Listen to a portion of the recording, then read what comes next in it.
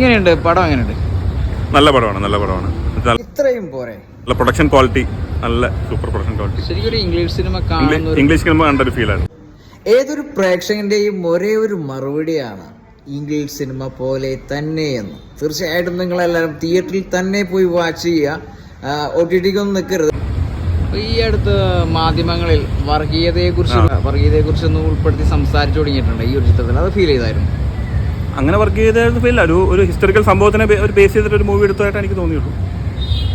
തീർച്ചയായിട്ടും ലാലേട്ടന് വളരെയധികം ഡയലോഗ്സ് കുറവാണ് എന്ന് പറയുന്നൊരു കാര്യം കൂടി സൂചിപ്പിച്ചിട്ടുണ്ട്. അതിനെക്കുറിച്ച് നമുക്ക് തോന്നുന്നു. ലൂസിഫറിനേക്കാളും കൂടുതലുണ്ടായിരുന്നു എനിക്ക് തോന്നിയിട്ടുണ്ട്. എന്തായാലും ഉള്ള ഡയലോഗ് നല്ല ഇമ്പാക്റ്റ് ആയിരുന്നു.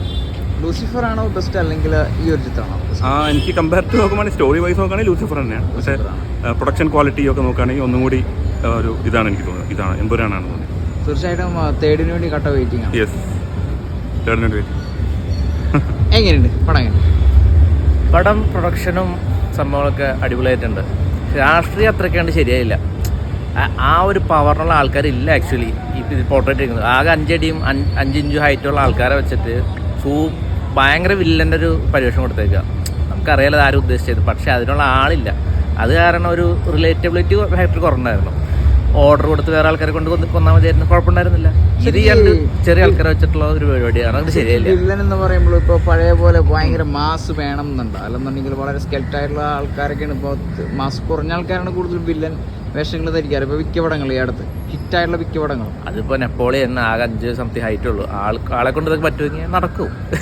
വില്ലൻ അങ്ങനെ മാസമാവണമെന്നൊന്നുമില്ല. ആളെ കൊണ്ട് ഇപ്പോൾ വിനായകൻ ഒരാളും 500 പേരാണ് ഓപ്പോസിറ്റ് ഉണ്ടായിരുന്നത്. ഏതാ പടത് ജയിലറിൽ രണ്ട് ആളിൽ ആ ഒരു മുണ്ടുള്ളത്. അത് വെച്ചിട്ട് ഈ പറഞ്ഞ 500 ആളെ ഫൈറ്റ് ചെയ്ത് എന്നിട്ടും അതിൻ്റെ ടോപ്പിലെത്തി.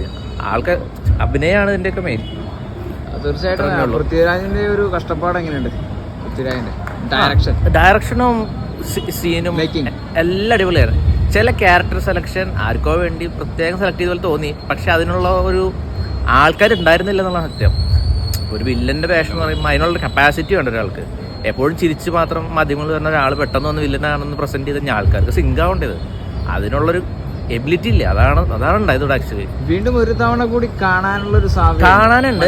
ഈ കട്ടിങ്ങിന് ശേഷം വന്നിട്ട് കാണണം. കാരണം എന്താ പറയാ, ഈ അതിനുള്ള ആൾക്കാരില്ല. ഈ വില്ലന്റെ ആ ഒരു പരിവേഷം കൊടുക്കത്തക്ക പവറുള്ള ആൾക്കാരല്ല. മാധ്യമങ്ങൾ സ്ഥിരമായിട്ട് ചിരിച്ചും കളിച്ചും വരുന്ന ആൾക്കാർ പെട്ടെന്ന് വന്നിട്ട് അത് ഇതെന്ന് പറഞ്ഞു കഴിഞ്ഞാൽ ആൾക്കാർക്ക് റിലേറ്റ് ചെയ്യാൻ ഒരു ബുദ്ധിമുട്ടുണ്ട്. അതിനുള്ള പവറില്ല തന്നെ. തീർച്ചയായിട്ടും തേർഡ് 20 രാഷ്ട്രീയം ഒഴിവാക്കിയിട്ട് കുറച്ചും കൂടി